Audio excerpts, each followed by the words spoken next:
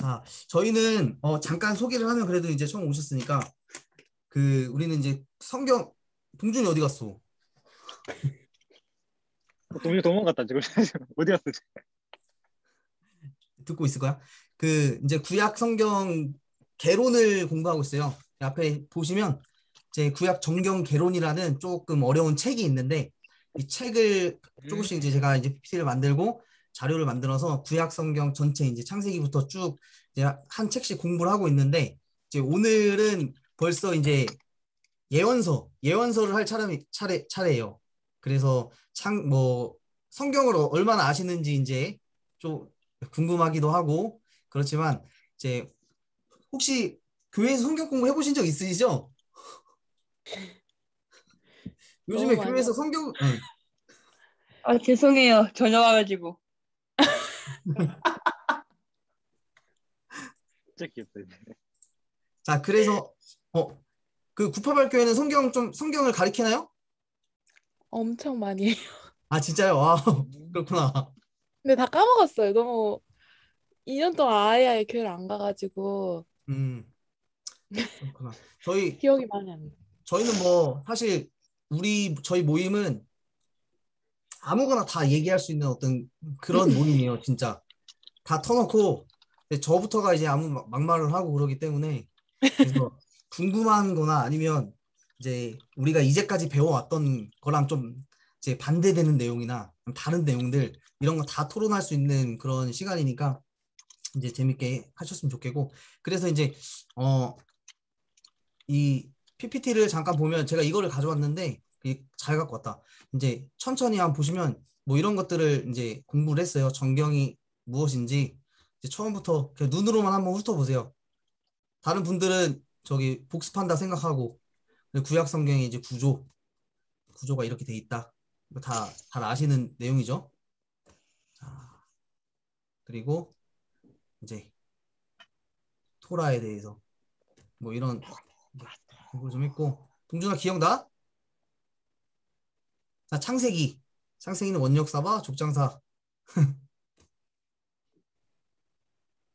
창조와 타락 창세기 노아 이야기 그리고 뭐 바벨탑 그리고 이제 족장들 아브라함 진일이가 나중에 우리 그걸 소개를 좀 해줘. 그러면 거기 다 올라가 있으니까 링크를 보내줘 네가. 네. 거기. 그래서 뭐 족장에 대해서도 이제 공부를 했고 그리고 이제 쭉 넘어가서 출애굽 야고 야 엄청 많이 했다. 그러니까. 내가 페이지를 보니까 지금 50페이지가 넘어갔더라고. 여기까지가 이제 창세기 그리고 이제 출애굽기. 출애굽. 창세기 출애굽기. 무세해. 그래서 이제 저희가 쭉 이거 너무 오래 걸리니까 쭉쭉 넘어갈게요. 자, 여호수아. 그리고 사사기도 진짜 많이 했네요. 충대야 너 그렇게 안 왔어. 엄청 했어. 다 기억나고 있습니다.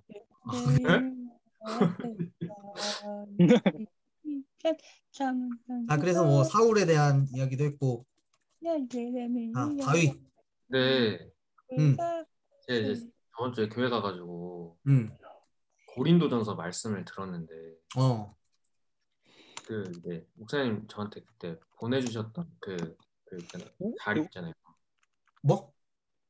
목사님 그때 저한테 보내주셨던 그 자료 있잖아요. 한번 이제 성경을 궁금하면 한번 참고해보라고. 그거를 한번 봤는데 고린도전서에 대한 이런 얘기들이 좀 짧게 있더라고요. 그치. 어떤 시기에 바울이 쓴 건지를 모르겠어가지고. 이제 신약까지 이제 신약은 우리가 아직 안 했잖아, 그지? 네. 이제 고린도 전서는 이제 잠깐만. 이제 바울이 바울이 이제 전도 여행을 하잖아. 그지? 네. 전도 여행을 3차까지 해요. 3차. 그죠? 3차까지 하고 나중에 이제 로마로 끌려가는 게 이제 압송되는 게 4차 여행이라고 보는데 이제 바울이 쓴 서신들이 있어. 바울 서신이라고 하지. 근데 이제 가장 먼저 쓴 서신이 이제 데살로니가 아이고 살전 그리고 데살로니가 살후. 그러니까 이제 가장 먼저 쓴 서신이라고 보고 고린도 동준아 오늘 너무 신났는데? 네.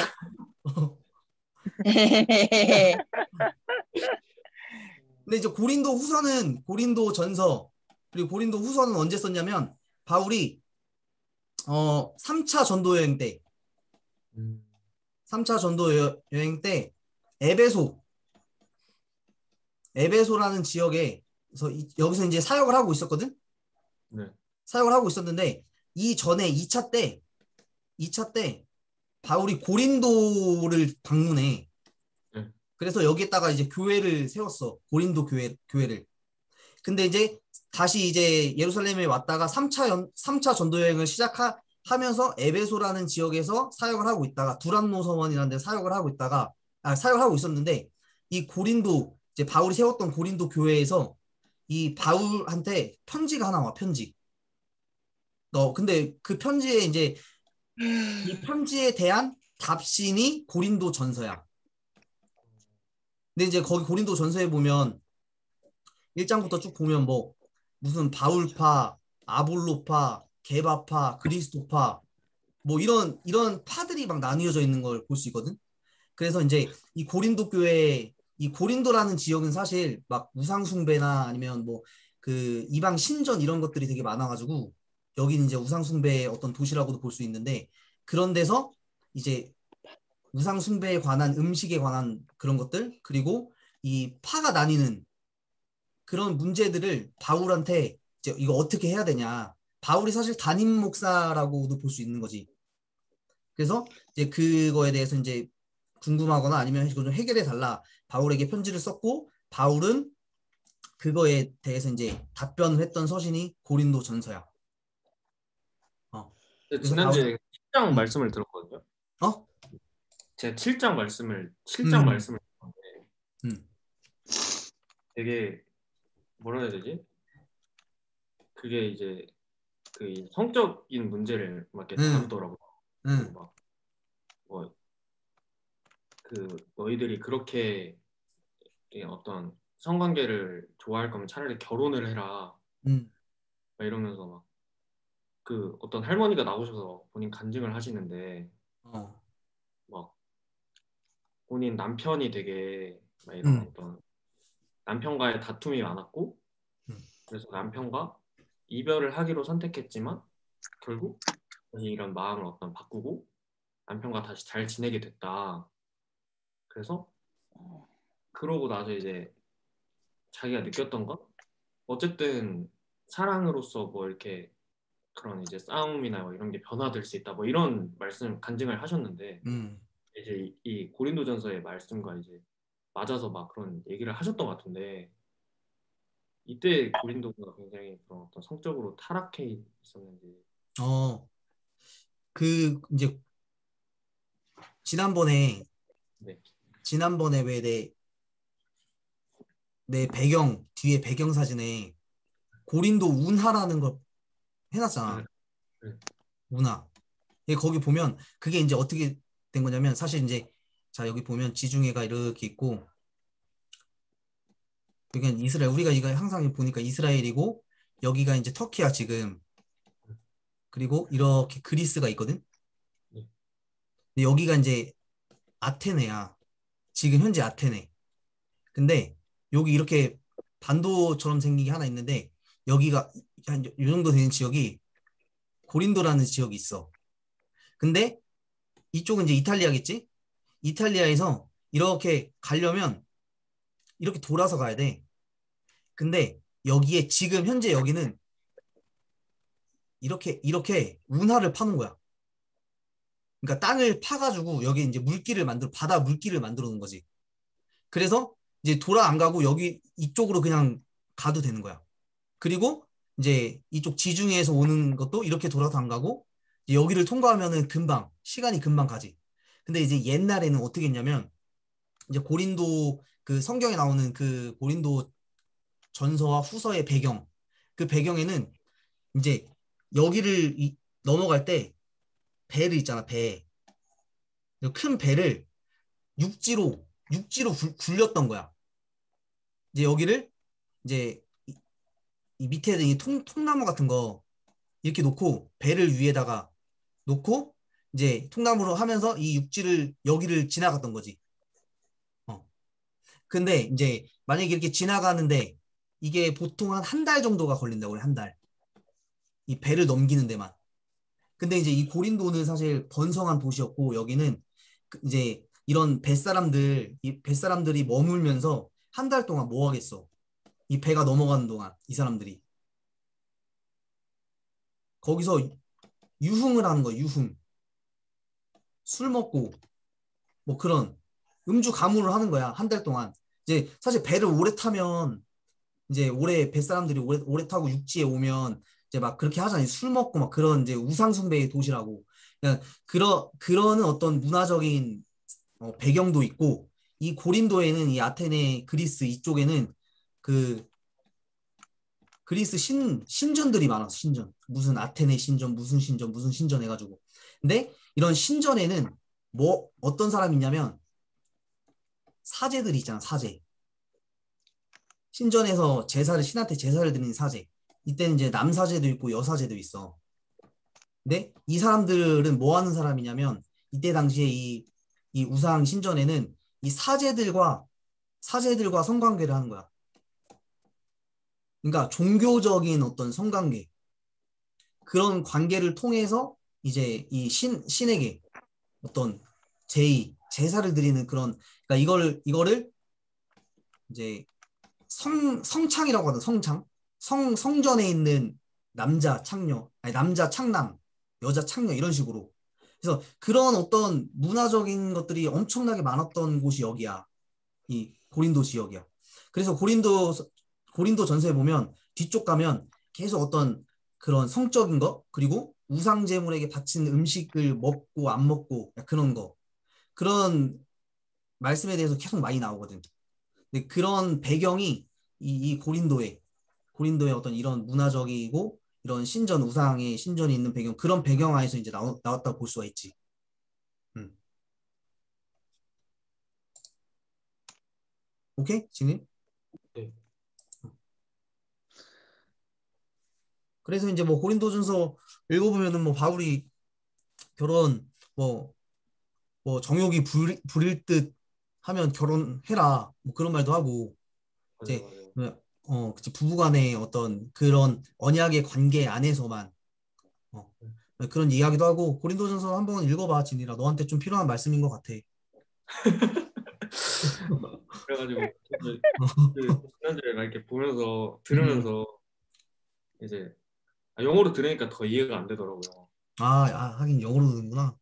그래서 이제 그거를 이제 봤는데 좀 이게 거기에는 어떤 내용인지 이런 그 고린도전서에는 간략하게만 나와 있어가지고 음. 막 자꾸 이제 사람들이 그런 이제 단어를 교회 안에서 막 이게 들으니까 음.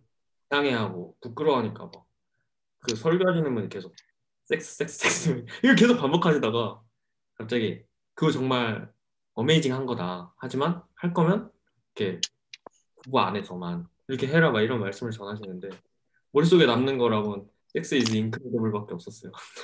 잠깐 그것만 너무 강조해서 막 이렇게 얘기를 하시니까 음. 음, 그랬구나. 영어로 들으니까 자 이제 잊어버려. 인생에 중요한 것이 더 많다. 한번 쭉 읽어봐. 너 저번에 저기 로마서 읽었던 것처럼 네. 처음부터 쭉 한번 읽어봐봐. 자, 동준아, 그래서 오늘은 어디를 할 거냐면 네. 예언서를 할 거야, 동준아. 예언서요? 어. 자, 그래서 어떤 오늘 거요? 조금 어떤 진해청년 거? 네, 처음 네, 네, 왔으니까 우리 네. 구약 성경의 구조를 조금 오늘 복습을 한번 하고 그다음에 이제 예언자들에 대해서 할 건데 이제 구약 성경은 진이랑 예. 이 이스라엘 히브리 구약 성경은 총 몇 구분법으로 되어 있다 그랬지? 5개요. 5개? 네. 아닌가요? 어떻게 5개? 모세오경. 어. 그다음에 예언서. 어. 전기 예언서, 후기 예언서. 음. 그다음에 그 사사. 어. 그다음 하나가 기억이 안 나네요. 역사서. 맞나요? 어? 맞나요? 향중쌤 네? 정리해 주시죠. 역사서가 따로 하나 있어요. 자, 우리 다 까먹구만. 자, 우리 다시 한번 정리해 봅시다. 자, 우리 한글 성경에 한글 번역 성경에 보면 사분법 4개로 돼 있다고 했죠. 처음에 이제 모세오경, 그리고 역사서, 그리고 그다음 나오는 게 뭐야? 정규 예언서요. 예언서. 그다음에 욥기, 시편, 잠언, 전도서, 아가서 이런 거를 뭐라고 하죠? 후기예요. 후기 예언서? 시? 그죠? 이게 이제 성문서라고도 하고 시가서라고 보대요. 그지? 기억이 나지? 이거 성경책 앞에 나오는 거야, 이거는. 구분이 돼 있어. 자, 근데 이제 우리가 이제 지금 공부하고 있는 거는 이제 그러니까 히브리 성경의 기준에 따르면 이제 3분법으로 돼 있다고, 3분법. 그래서 토라, 모세오경인 토라와 그다음에 이제 예언서, 그리고 성문서 이렇게 돼 있는데 예언서는 2가지로 이제 또 나뉜다고 했지. 전기 예언서. 그죠? 그다음에 후기 예언서. 그래서 전기 예언서에는 앞에 우리 한글 성경에 나오는 역사서에 포함된 것들, 여호수아, 사사기, 사무엘 상하, 열왕기 상하. 이게 전기 예언서고, 이제 전기는 이제 앞에 있는 예언서라고 해서 전기 예언서인데 이런 역사서들 안에서도 하나님이 예언자들을 보내서 하나님의 말씀을 이스라엘 백성들에게 전했다 해서 이제 전기 예언서이고, 자, 오늘 이제 할 것이 후기 예언서예요. 후기 예언서. 후기 예언서는 또 두 가지의 구분으로 나뉘는데 첫 번째는 여기 이제 이사야, 예레미야, 에스겔 요 3개가 뭐라고 하냐면 3대 예언서라고 해요. 3대 예언서가 3가지의 큰 예언서라는 거지. 얘가 이 세 개가 대예언서라고 하는 거는 뭐 이사야와 예레미야, 에스겔이 뭐 여기 있는 호세아, 아모스, 오바댜 이런 사람들보다 더 어떤 위대한 일을 하고 더 큰 사람이라서 대예언서가 아니라 이건 이제 분량에 따라 나뉜 거야. 이사야가 66장, 그지? 예레미야가 52장, 그리고 에스겔이 48장. 그러니까 이거 분량이 많잖아. 그래서 이거는 대예언서라고 부르는 거고, 그 다음에 또 한 파트는 소예언서, 소선지서라고 불러서 호세아부터 이제 말라기까지를 이제 소예언서라고 불러요. 그래서 이제 후기 예언서는 이제 두 가지로 이렇게 볼 수 있다. 그리고 성문서는 뭐 우리가 나머지 여기 들어가지 않는 거는 다 성문서라고 볼 수 있는 거지. 이해가 됐죠? 네. 그래서 우리가 보는 이 책에서는 이제 이런 구분으로 나눌 수가 있고, 자, 그래서 이제 오늘 우리가 할 공부는 이사야, 그러니까 자세하게는 못하지만 이사야, 예레미야, 에스겔, 그 다음에 이제 소예언서까지를 해볼 거예요. 간단하게만. 자, 그래서 이제 우리가 이 소예언서 중에서 동준이는 어떤 예언자를 제일 좋아하니? 저요? 하박국이요. 하박국. 이거 왜 좋아해? 하박국 왜 좋아해? 그 하박국은요, 그 정치 세계가 좀 있잖아요. 근데 저는 뭐랄까 하박국 선지자를 통해서 그렇게 뭐 그냥 뭐 하박국 선지자를 통해서 뭐 이렇게 백성들을 막 이렇게 혐오스럽게 하는 음, 성경책이 있잖아요. 어, 음. 하박국 선지자를 통해서 다시 동준아. 네, 그 하박국 선지자를 통해서 음. 그렇게 혐오스럽게 하는 그런 선지자가 아닐까라는 생각이. 혐오스럽게 한다고. 네. 어, 그, 이건 네, 내가 이해를 못하겠다, 동준아. 무슨 말인지. 아, 제가 찾아볼, 어, 제가 음. 한번 찾아볼게요. 일단은. 오케이. 아, 자, 그럼 네. 동준이가 얘기해주고. 이가 나온. 자, 그러면 우리 저희 진일이는 혹시 여기 있는 이 선지서들 좀 읽어본 게 있어? 아, 뭐, 다 읽어봤. 아니면 내용을 알거나. 이사야. 이사야 왜? 이사야 그 불마차 타고 하늘로 올라가잖아요. 그거 내가 지난주에 엘리사라고 얘기했잖아. 아, 그래요? 이사야가 아니에요? 지난주에도 너 이사야라고 했잖아. 아, 그래요? 너 엘리사를 제일 좋아한다고, 엘리사? 저 찾았어요. 그런가 봐요. 그래, 그 동준아. 음, 내용 요약에 음. 이렇게 써 있더라고요. 제가 읽어도 될까요? 읽어줘. 네. 하나님은 과연 의로우신가? 동준아 몇 줄짜리야? 이거요? 어, 3장짜리요. 3장짜리야?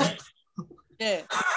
동준아 그러면 그 내가 한번 찾아볼게. 네.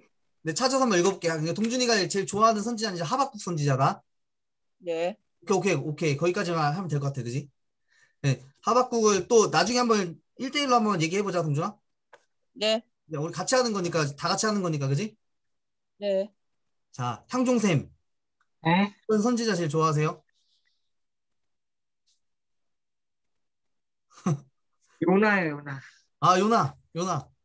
왜, 저도 왜? 물에 빠지고 싶어요? 아니, 그게 아니라 요나가 자기 뜻하고 도망가는 인간적이어가지고요. 아, 인간적이어서. 네. 마치 자신의 모습을 보는 것 같아요? 네. 하기 싫어서 도망가다 다시 잡혀서 끌려오는 거. 어, 그렇구나. 우리 저기 진해 청년은 혹시 제일 좋아하는 뭐, 선지자가 있나요? 기억이 안 나요. 기억이 안 나세요? 자, 여기 있는 선지자 중에, 저요? 네. 예레미야? 아, 밑에서? 예레미야. 어? 밑에서, 저는 근데 기억이 진짜 안 나요. 요나밖에 기억이 안 나요. 근데 요나가 뭘 했는지도 기억이 안 나요. 아, 저도 잘 몰라요. 자, 그렇구나. 자, 이 성경에서 사실 이 선지자, 예언자, 이런 사람들은 뭐 하는 사람일까? 유엔이로 바꿔야겠다. 뭐 하는 사람일까? 선지자, 예언자. 뭐 하는 사람 같아요? 왕한테 충고해주는 사람. 예언자. 바꿀래요, 그냥. 동준아. 유엔이로 바꿀래요, 그냥. 느헤미야. 아, 네. 여기. 네. 그래. 동준아, 이제 느헤미야는 선지자라고 하기보다는 느헤미야는 네. 이제 총독이야, 총독.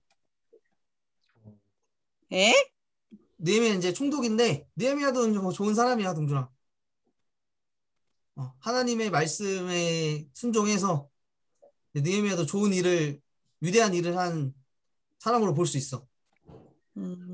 그래서 느헤미야 같은 사실 느헤미야는 이제 기도를 많이 하고 기도의 사람이라고 볼 수 있는데 동준이는 네. 느헤미야를 하자 그럼. 네. 오케이. 자, 동준 예언자가 뭘까, 동준아? 예언자요? 그 전에 있었던 뭐지? 예언자 예언을 하는 거? 예언을 하는 거. 네. 뭐 앞으로 벌어질 네, 맞아요. 일을 네. 예언하는 거 이거 다 맞추는 거네. 네. 자, 향중쌤은 어떻게 생각하세요? 예언자. 하나님 말씀을 대신 대언하는 사람이요. 대신 이야기하는 말하는 사람. 사람. 네.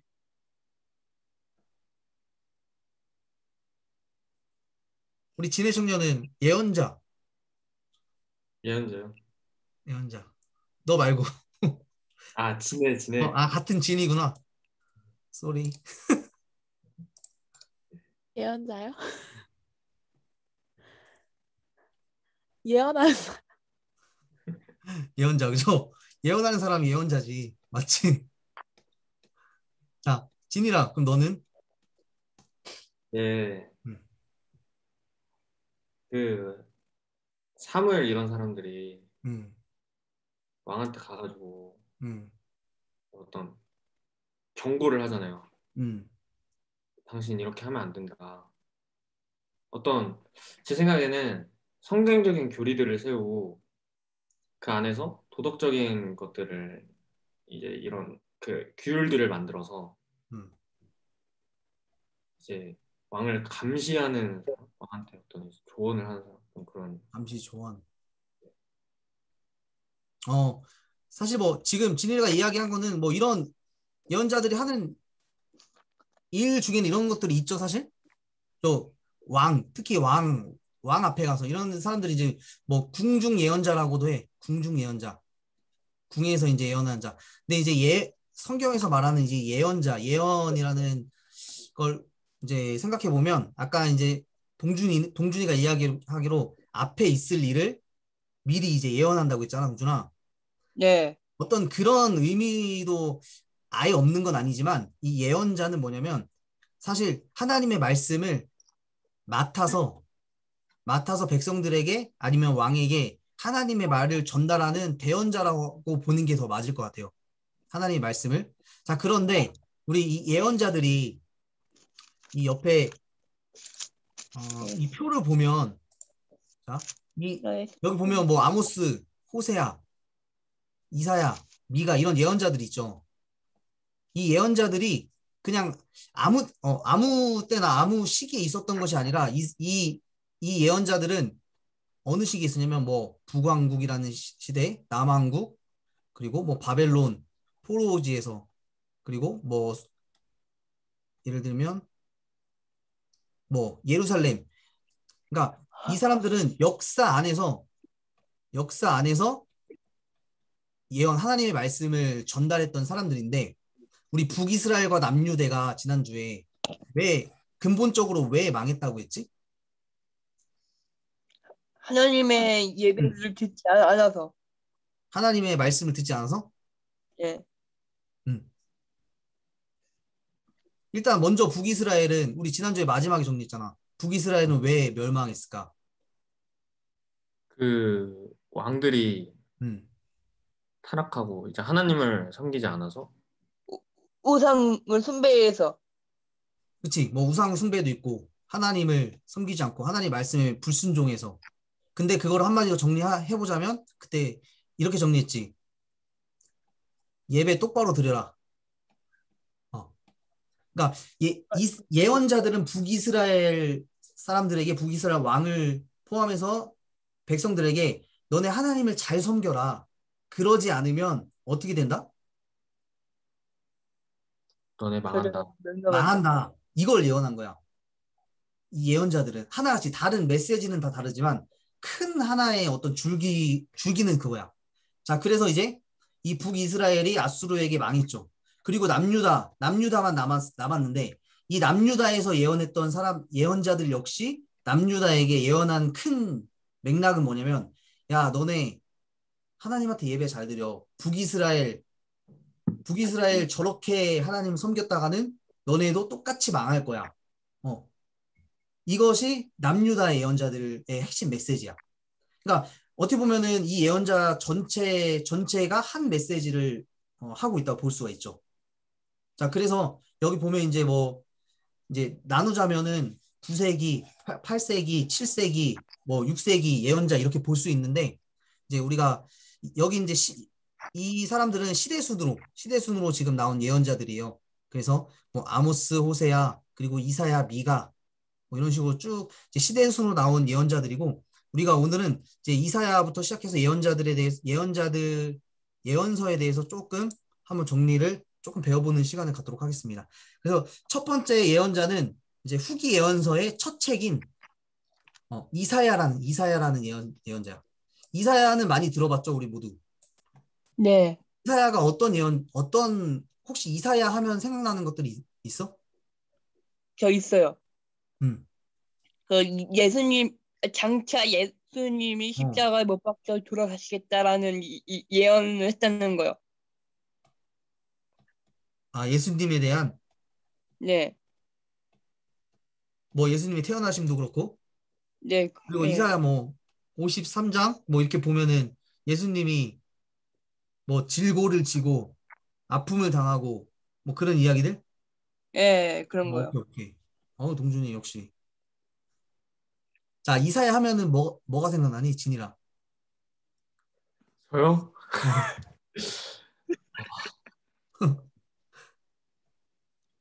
사실 나도 예언서가 제일 어려워. 이사야. 뭔가 이름은 익숙한데 이름은 익숙한데 그 성경 말씀을 많이 쓰신 제 66장이나 네.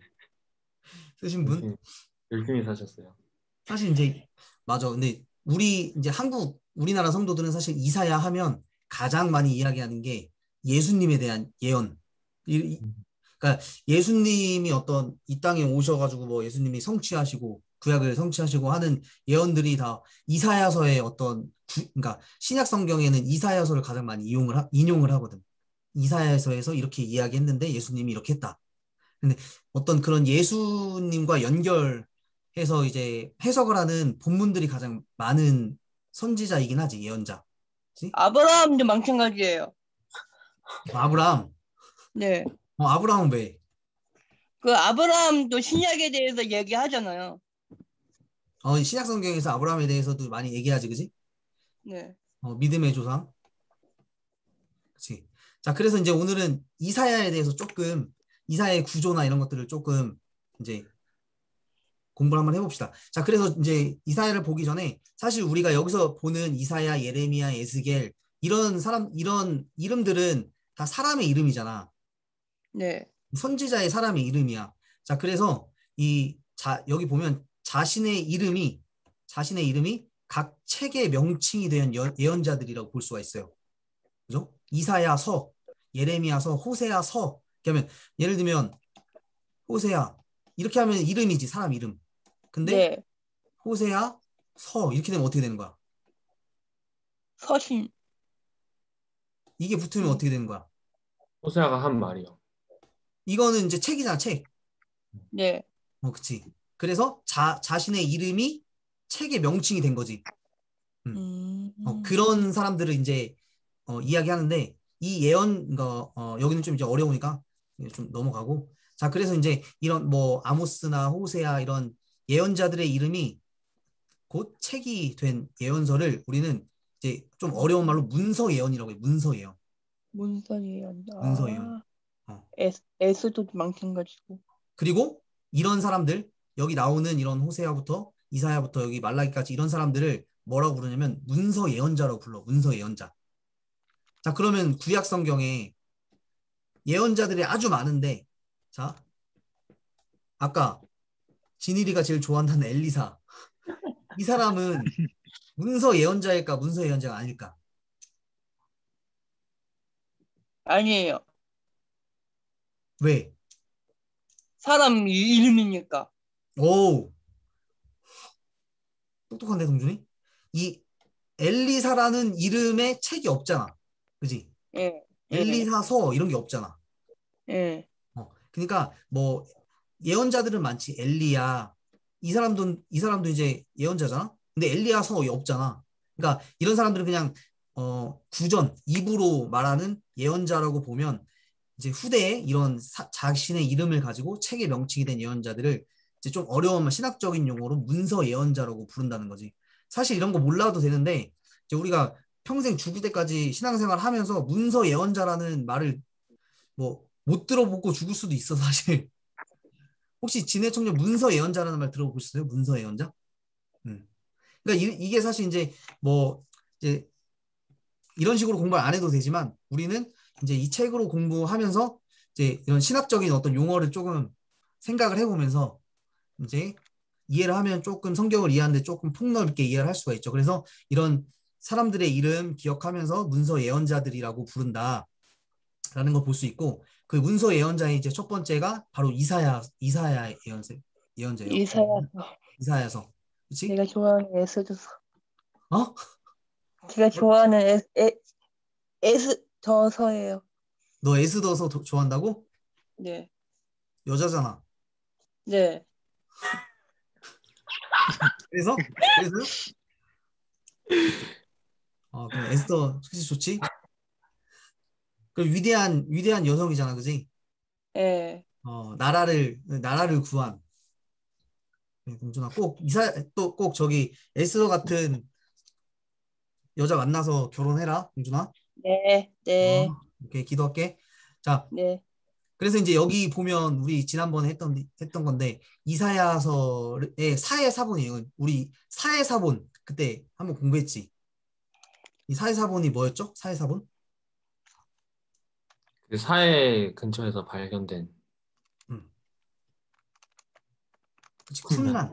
쿰난이라는 사해 바로 옆에 있는 쿰난이라는 동굴에서 발견된 구약 성경의 사본이에요, 사본. 그런데 이 사해사본이 가장 중요한 것 중에 하나는 뭐냐면 이사야서가 66장이 지금 우리가 보는 이사야서 66장이 이 쿰난 사본이 똑같은 게 발견이 됐어. 그러니까 이 쿰난 사본은 언제 사본으로 추정하냐면 약 BC 3세기의 사본으로 추정을 해요. 그러니까 지금으로부터 얼마 지난 거야? 거의 2024년이요. 그쵸, 거의 2000년이 넘은 거지, 그지? 그러니까 2000년 전에 쓰여진 이사야서랑 지금 우리가 보고 있는 이사야서가 거의 틀린 것이 하나도 없이 이렇게 발견이 됐다는 건 우리가 보고 있는 이 성경이 얼마나 잘 보존이 됐다는 그 어떤 역사성이나 아니면 그런 이제 문서의 가치가 엄청나게 높다는 걸 알 수가 있지. 그래서 이 이사야 이제 서를 볼 수가 있고, 자, 이사야에 대해서 조금 보도록 하겠습니다. 자, 그래서 이사야는 총 66장. 그리고 전통적으로 이제 이사야가 이 이사야서를 썼다고 저자로 알려져 있어요. 전통적으로. 자, 그런데 오늘은 이제 조금 다른 이야기를 할 거예요. 자, 이사야서는 문서 예언자들, 아까 말했던 영어로 뭐냐 이거 문서 예언자 아까. 글쎄요? 라이터? 라이팅 프로펫인가? 나 너 받는 줄 알았어.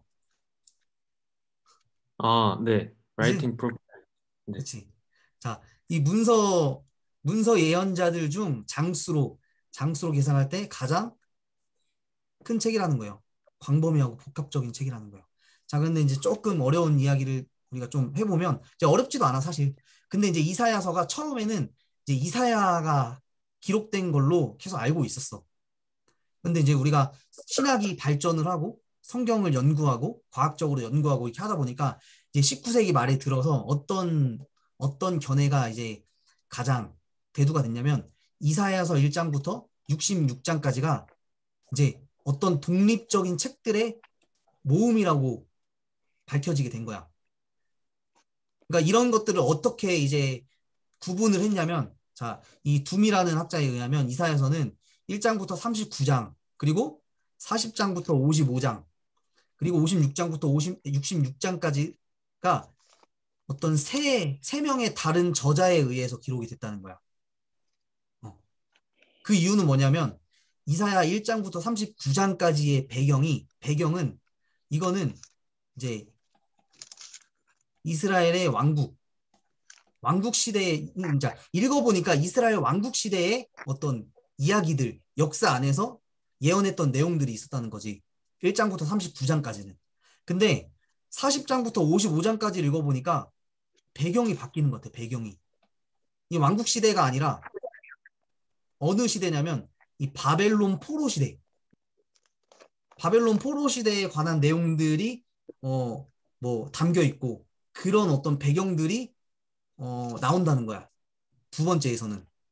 그리고 56장에서 66장까지를 읽어보니까 이거는 또 바벨론 포로에서 예루살렘으로 귀환했을 때 어떤 그 배경에 나오는 예언의 말씀들이 나온다는 거지. 그러니까 예를 들자면 이런 거야. 혹시 이 말이 좀 이해가 가나? 어렵지. 그러니까 예를 들면 1장부터 39장까지는 서울을 배경으로 예언을 한 거야. 근데 이사야서가 이제 이사야가 1장부터 66장까지를 다 썼다는 전통적인 어떤 견해가 있었는데, 근데 40장부터 55장까지 읽어보니까 서울의 조선시대에 서울에 예언한 내용이랑은 전혀 별개 다른 어떤 내용이 있는 거야. 뭐 예를 들면 여기는 이제 조선시대가 아니고 뭐 대한제국시대에 부산을 배경으로 한 어떤 그런 내용들이 막 나오는 거야. 그리고 56장부터 66장까지는 대한민국 시대의 어떤 또 다른 지역에 대한 예언들. 그래서 이제 학자들이 이렇게 배경을 연구하고 이렇게 해보니까 이제 어떤 이런 세 개의 큰 묶음의 예언서로 볼 수 있겠다라고 이제 학자들이 연구를 한 내용인 거죠. 자, 그래서 이제 여기 보면 자, 이 이사야, 그러니까 모든 예언자들의 말은 그 역사적이고 정치적이고 사회적인 상황을 반영하고 있다는 거지. 이사야서 1장 1절에 보면 이제 유대의 왕들 우시야, 요담, 아스, 히스기야 시대에 이사야가 예언했다고 하는 그런 어떤 그 이스라엘 왕국의 역사를 알 수 있는 어떤 이런 언급이 나와서 이제 그때 배경이라고 알 수 있는데, 뒷부분에 가면 또 다른 배경이 나온다는 거지. 자, 그런데 중요한 건 이거야. 이제 우리는 학자들이 이렇게 이야기를 하지만 이런 것들을 우리가 알고, 그러나 중요한 건 우리가 지금 이 책에서 이야기하는 건 뭐냐면, 지금 우리 앞에 우리가 보는 그 성경 구성 1장부터 66장까지 최종적으로 이렇게 만들어진 성경, 그 내용 안에서 이 최종 형태의 본문, 지금 우리가 보는 성경의 관점으로 볼 때 여러 가지, 예를 들면 뭐 이스라엘 그러니까 왕국 시대, 그리고 포로 시대, 포로 귀환 시대의 어떤 이런 다양한 관점들이 이사야서라는 한 책으로 종합이 되었고, 이사야라는 사람의 메시지로 통합이 된다는 거야. 종합이 된다는 거야. 그래서 우리는 이제 이 이사야서를 1장부터 66장까지 하나의 통일된 어떤 예언서로 읽을 수가 있다는 거지. 좀 어려운 이야기예요. 사실 이 책은 이제 신학생들이 공부하는 책이라서 조금 어려울 수가 있어. 그래서 이사야는 어떤 예언자냐면 새하늘과 새 땅을 외친 예언자라고 볼 수가 있어요.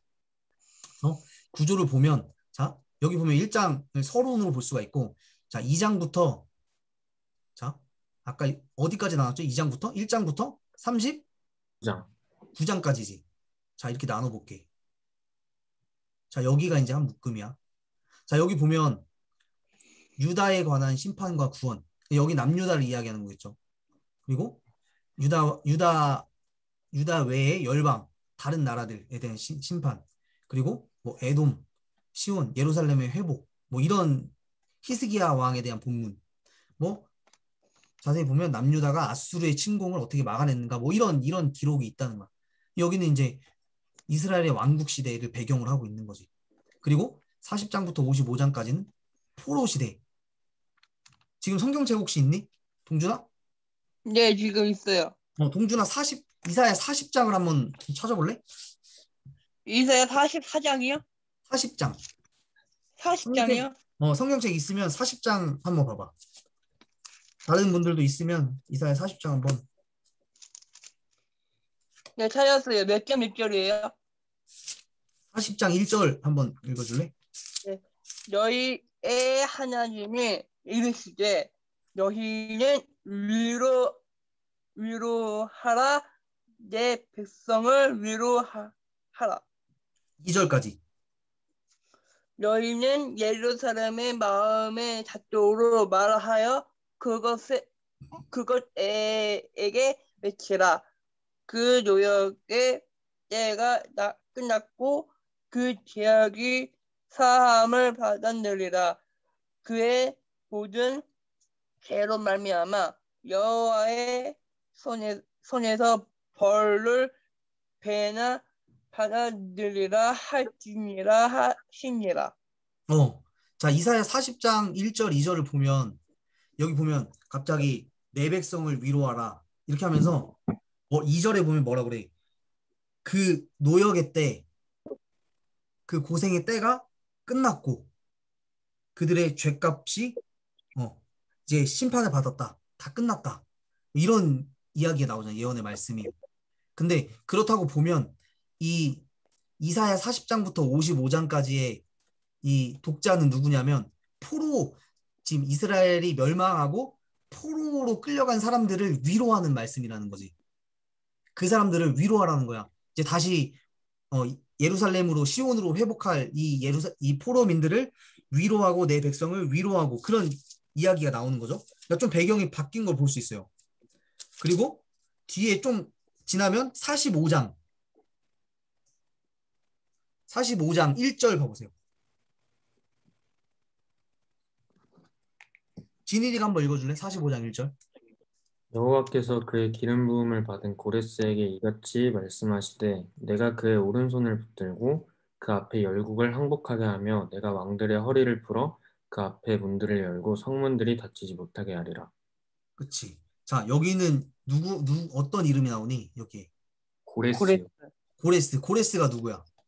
왕. 왕인데. 고레스가 어느 나라 왕인 것 같아? 그 포로 잡혀갔던 그 나라요. 여기 고레스는 누구냐면 바사라는 나라의 왕이야.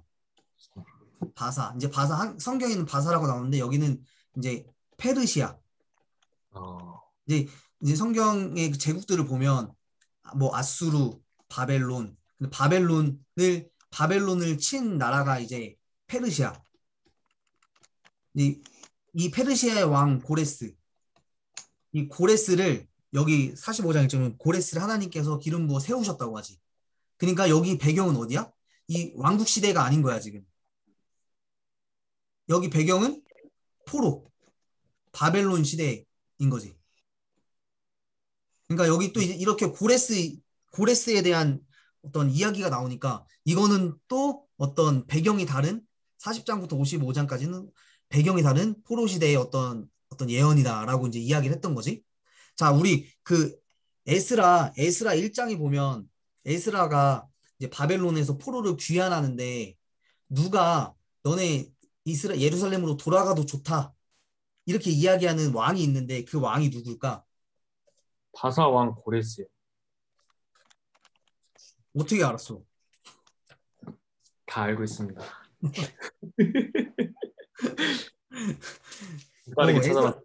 에스라서에 보면은 바사왕 고레스를 통해서 또 예루살렘을 귀환하게 만들거든. 그러니까 그 고레스와 이 고레스는 같은 고레스야.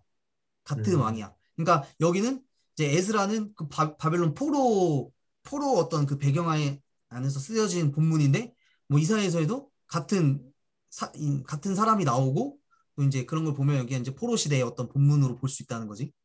그리고 56장에서 66장까지는 이제 뒤에 가보면 새하늘과 새 땅에 대한 어떤 비전들 이제 이런 것들이 나오는데 여기 보면 예루살렘으로 돌아오는 시온 예루살렘의 백성들 이런 백성들을 향해서 새 희망과 소망을 주는 그런 말씀들이 이제 뒷부분에 나오는 거지. 그래서 전체적인 이런 이제 구조를 우리가 봤을 때도 세 번의 시기가 있고 전체적으로 이런 이제 내용을 볼 수가 있고. 자, 그래서 이 이사야서를 학자들은 이 구약 성경의 가장 중요한 신학책이다라고 이야기를 해요. 보통 신약 성경 저자들도 구약에서 뭐 이사야, 시편도 많이 인용했지만 이사야서를 가장 많이 인용했거든. 그래서 가장 신학적인 책이고 가장 중요한 책으로 이제 볼 수가 있어요. 그래서 이사야서의 중요한 주제들을 살펴보면 이제 공평과 정의에 관한 어떤 주제들이 나와요. 이제 여기 보면 이 귀환자들 포로에서 이제 귀환하는 사람들이 공평과 정의를 실현하라는 요청으로 함께 이 시온으로 돌아오는데 이 시온은 어디냐면 예루살렘을 이야기하는 거죠. 여기 이제 왜 이런 이야기를 할까? 공평과 정의를 왜 실현하라고 할까? 이 귀한 자들에게. 남유다랑 북이스라엘이 이제 그 말씀을 듣지 않아서 이제 그렇게 되잖아요. 그러니까 그치. 예배 열심히 드리고 착하게 살아라. 그러니까 이 공평과 정의가 뭘까? 공평과 정의. 진해청년 공평과 정의라는 이야기를 들었을 때 이건 뭘 하라는 이야기 같아요? 공평과 정의? 쉽게 말해서 공평, 정의. 공평과 정의요? 네. 이거 많이 하는 얘기잖아요, 우리 요즘에. 네. 그죠? 뭐 정의, 뭐 공의가 없다, 공의가 없는 교회들, 정의가 없는.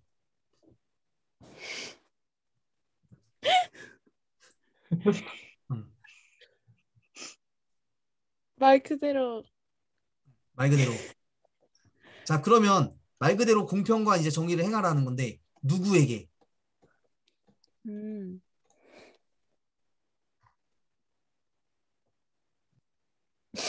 왕에게? 왕에게? 아니면 뭐 예를 들면 고아, 과부, 뭐 이런 거 나그네 이런 거 많이 들어봤잖아요. 구약성경 그죠? 그러니까 여기서 공평과 정의를 행하라는 이 실현하라는 요청이 뭐냐면 이스라엘 백성들이 하나님이 나의 택한 백성으로 삼으셨는데 이 사람들은 우리가 예전에 처음에 하나님의 형상대로 창조된 인간이 사회적 약자라고 우리 예전에 표현했어요. 사회적 약자들. 이 사람을 구약 성경에서 통칭하는 말이 고아, 객, 과부, 뭐 나그네 이런 사람들이거든. 이런 사람들을 돌봐야 되는데 왕들을 포함해서 백성들이 이런 사람들을 돌보기보다는 자기의 것을 추구하고 자기를 배불리고 이제 그런 것들을 하면서 하나님 말씀에 불순종했잖아. 그러니까 이런 것들 이제 강조하면서 시온으로 가서 하나님 말씀을 실현해라 라는 그런 이야기죠. 그리고 그러니까 이사야서에 나오는 이 시온은 이제 예루살렘 성으로 돌아온 주민들을 이야기하는 걸로 볼 수 있고 또 이사야에서는 특이하게 하나님에 대한 표현이 나오는데 예를 들면 우리가 뭐 하나님 이렇게 할 수도 있고 여호와 이렇게 이야기를 할 수도 있고 근데 이사야에서는 특수하게 이스라엘의 거룩하시니 이런 표현들이 많이 나와요. 그러니까 여기는 또 거룩이라는 말이 강조가 되죠. 거룩. 그리고 이스라엘의 거룩하신이라고 했을 때는 이건 이 하나님과 이스라엘은 어떤 관계인 거야? 이 의가 붙었을 때는 누구의 누구가 된 거잖아. 소유물이야. 그렇지? 진일이의 진해 이렇게 하면 어떻게 되는 거야? 미안. 저의 소유물이. 얘가 좀 그랬나? 그러니까 이스라엘과 하나님은 뗄래야 뗄 수가 없는 관계라는 거지. 내가 소유 택한 백성. 그러니까 이런 어떤 하나님의 어떤 언약적인 이런 하나님에 대한 표현들이 나오고 그리고 남은 자들에 대한 이야기가 나와요. 남은 자. 이 남은 하나님께 순종하는 거룩하게 구별된 생존자들. 그래서 이사야의 큰 주제는 하나님 심판과 회복이라고 볼 수가 있습니다. 자, 그래서 이제 신약의 저자들은 이런 관점에서 이 심판과 회복의 메시지를 이제 아까 동준이가 이야기했던 것처럼 예수 그리스도께서 성취하신 것으로 바라보고 있는 거지.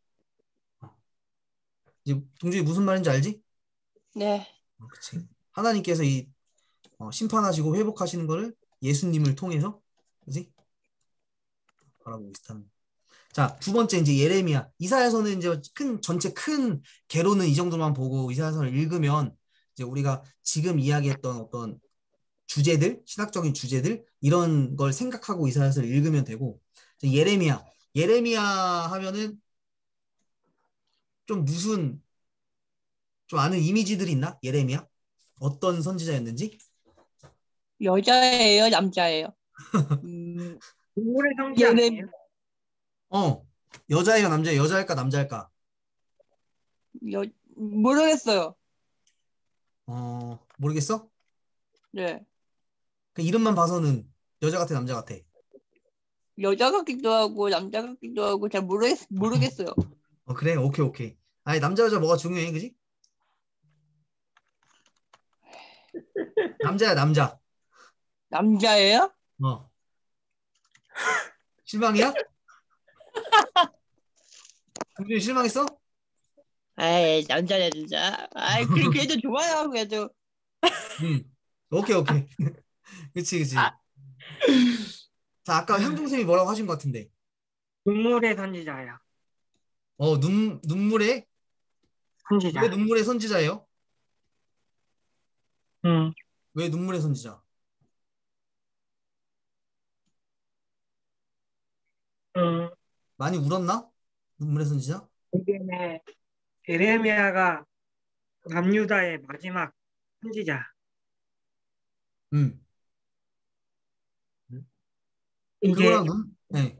에레미야가 결국은 마지막에 네. 남유다가 멸망한다는 거를 눈물로써 음. 예언하는 거잖아요. 예, 예. 계속 얘기해 보세요. 그리고 다시 회복된다는 그거 예언자야. 맞아요. 향주선생님 거의 뭐 99.999999 맞는 말씀이요. 또 예레미야 하면은 예레미야서를 많이 읽어보면 예레미야는 사실 그러니까 왜 눈물의 선지자라고 하냐면 지금 말씀해 주셨지만 이제 자신의 나라의 멸망을 이제 목도한 선지자로 볼 수 있어요. 그리고 그 나라가 망한다. 이제 다른 선지자들은 이제 나라가 망한다는 말을 사실 하기 힘들잖아. 왕한테.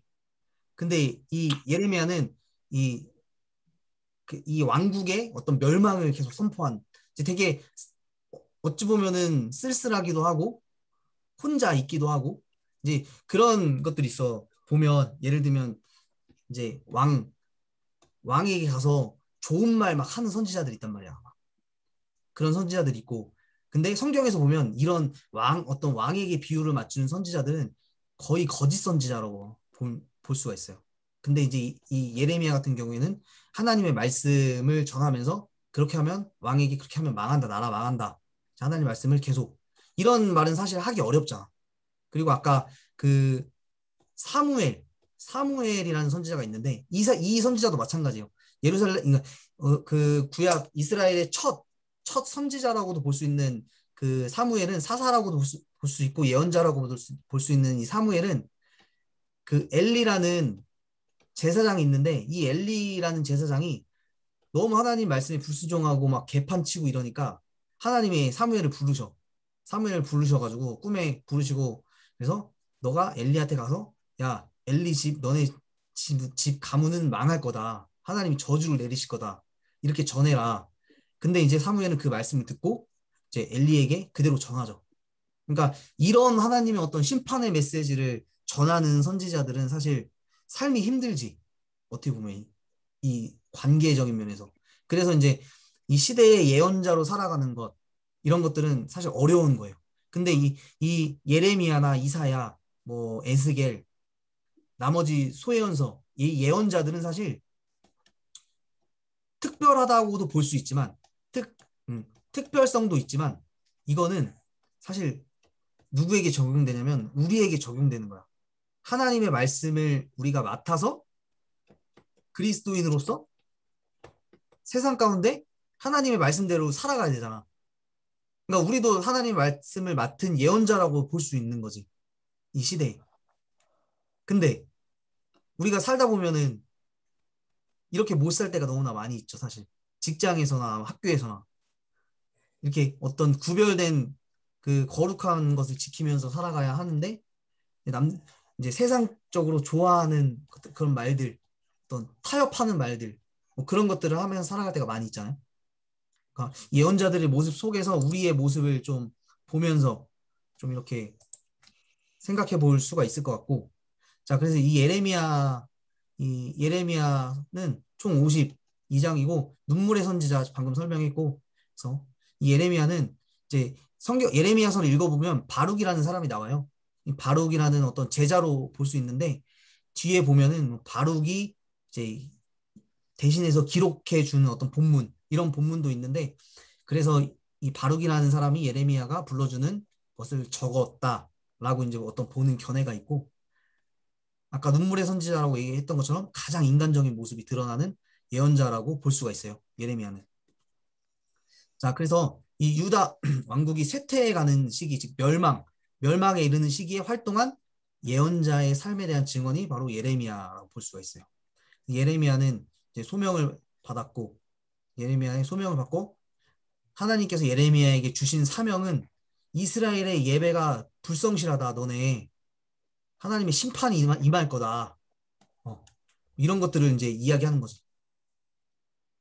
그래서 이제 이 예레미야서를 읽어보면 이 예레미야의 어떤 예언을 듣고 있는 그 사람들, 독자들, 이스라엘 백성들은 이런 생각을 하고 있는 거예요.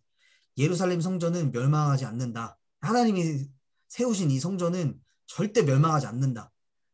즉 하나님의 심판은 없을 것이라는 마음 놓고 죄를 짓던 사람들 앞에서 외친 심판 설교라는 거예요. 예레미야. 그러나 하나님께서는 그분의 백성이라고 해도 회개하지 않으면 심판하시는 정의의 하나님이심을 경고하는 것이 이제 예레미야서의 큰 메시지라고 볼 수 있어요. 이걸 보면 우리 역시 하나님의 자녀이고 우리가 예수님을 믿고 하나님의 백성이지만, 우리 시편에서도 계속 얘기했잖아. 하나님이 우리를 사랑하시지만 뭐는 혐오하신대. 동준아. 네? 하나님은 너 뭐하냐? 동준아. 저 지금 에스더를 보고 있어요. 야, 지금 에스더를 보면 어떡해. 하나님이 예. 시편에서 하나님이 가장 싫어하시는 게 뭐였어? 하나님의 말씀. 하나님이 가장 싫어하시는 게 하나님의 말씀이었어? 동준아? 뭐지? 모르겠어요. 하나님이 가장 싫어하시는 거. 뭘 죄를 싫어하죠? 지으는 거요. 어떤 거? 죄를 지으는 거. 그치, 죄. 시편에 보면 하나님은 이 죄를 싫어하시는 걸 떠나서 혐오하신다라는 표현을 우리가 그때 볼 수 있죠. 우리 혐오하면 안 되잖아. 사람을 혐오하면 안 되잖아. 예. 근데 하나님은 우리가 그때 이제 히브리어 단어를 보면서 혐오라는 단어를 그때 썼는데, 하나님은 죄인은 불쌍히 여기시지만 그 죄는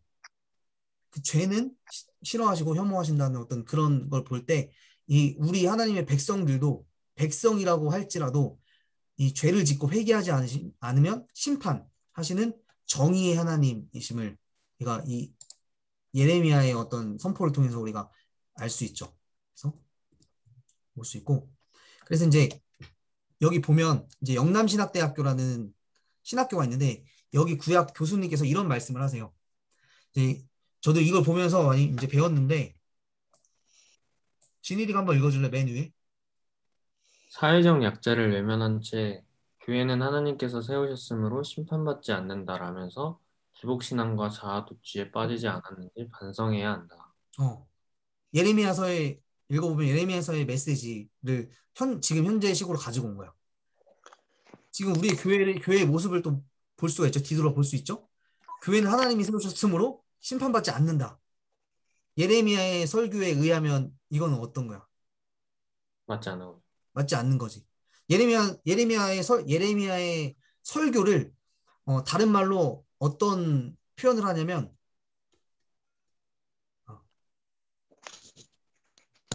이제 성전설교라고 하는데, 여기 보면 반성전설교라고 해요. 반성전설교. 그러니까 너네가 성전이라 거기에서 하나님 예배하고 그렇게 하지만, 하나님이 니네가 거기 하나님이 세우신 성전이라고 해서 안전할 것 같지? 아니야. 그 성전이라도 하나님께 불순종하고 회개하지 않으면 그 성전도 하나님이 없앨 수 있다. 이렇게, 그러니까 반성전 설교를 하는 거야. 반성전 설교. 그래서 이런 이제 메시지로 우리가 볼 수가 있고. 향중쌤, 우리 두 번째 거 한번 읽어주실래요? 교회는 우리는 야훼를 섬김으로 교회에 다님으로 안전하다 라며 스스로 성역하여서는 안 된다. 교회들에게 하는 말이죠. 우리는 하나님을 섬기는 사람으로서 교회에 다니면 안전하다. 이거 요즘에 많이 이제 이런 교회들이 많이 드러났죠, 사실. 이런 문제들이 있었잖아. 교회는 안전해. 우리 하나님 믿는 사람들은 코로나로부터 안전해. 그래서 대면 예배해도 돼. 이런 사람들이 많았잖아. 그러면 스스로 하나님 섬기는 교회는 안전하다면서 그 교회를 성역화했다는 거예요. 성역화라는 좀 어려운 말인데 무슨 말일까? 성역화. 교회. 너무 신성하고 우리들은 거룩하기 때문에 그게 뭐라지? 여기는 막 다른 사람들은 발 디디면 안 되고 우리끼리 이런 신성한 사람들끼리만의 어떤 그런 장소로 만든 거죠. 그치.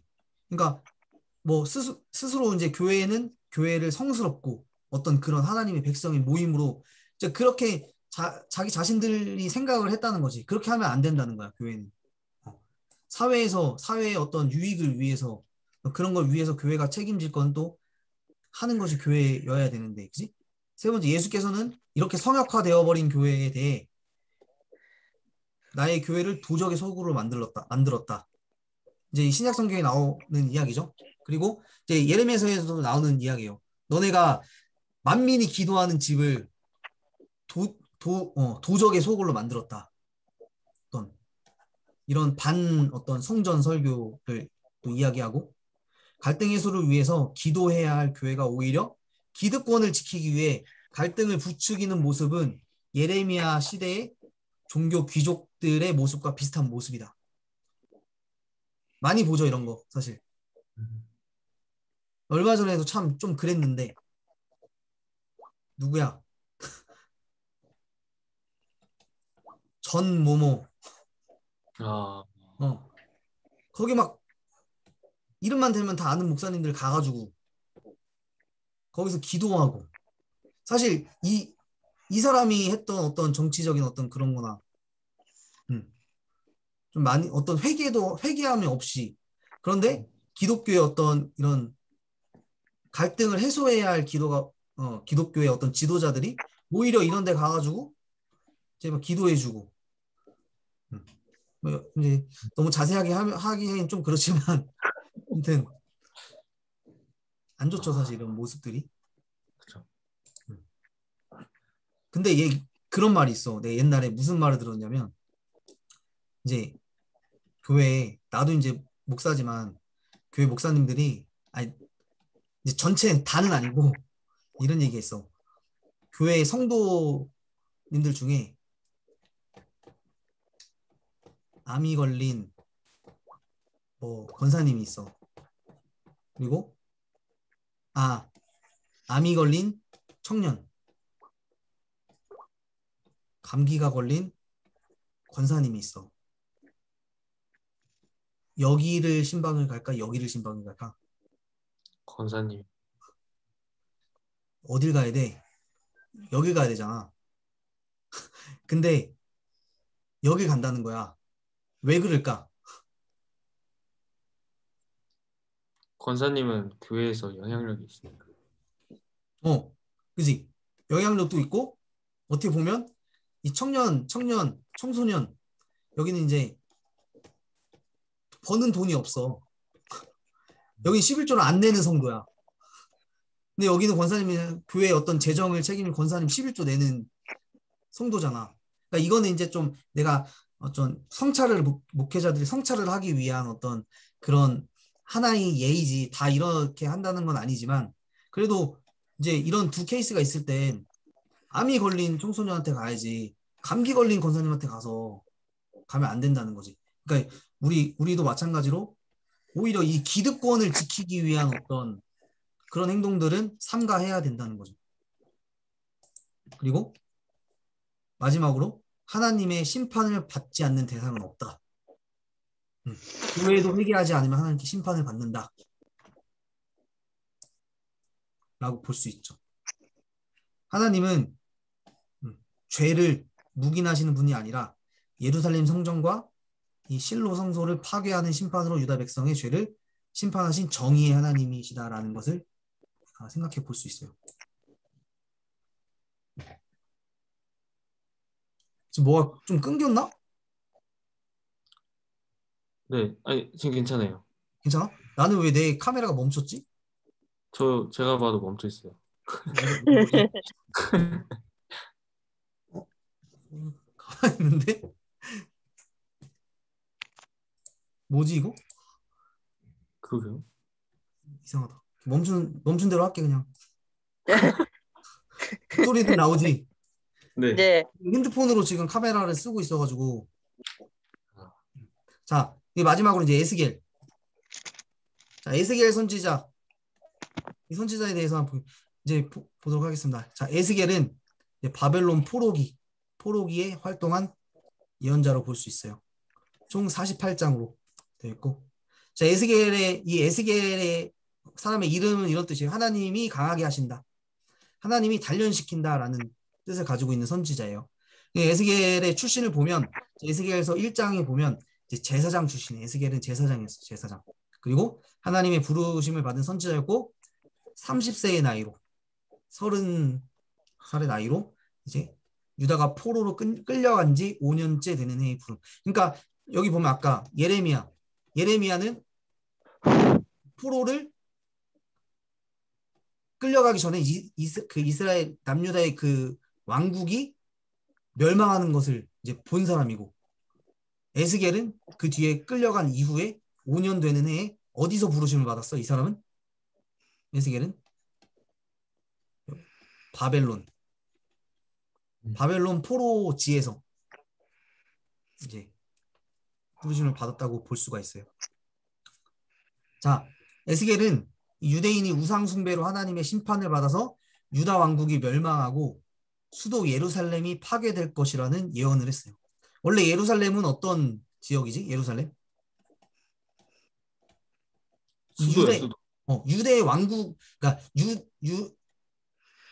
남유대 사람들한테 예루살렘은 어떤 도시였어? 예루살렘은 신성한 곳이고.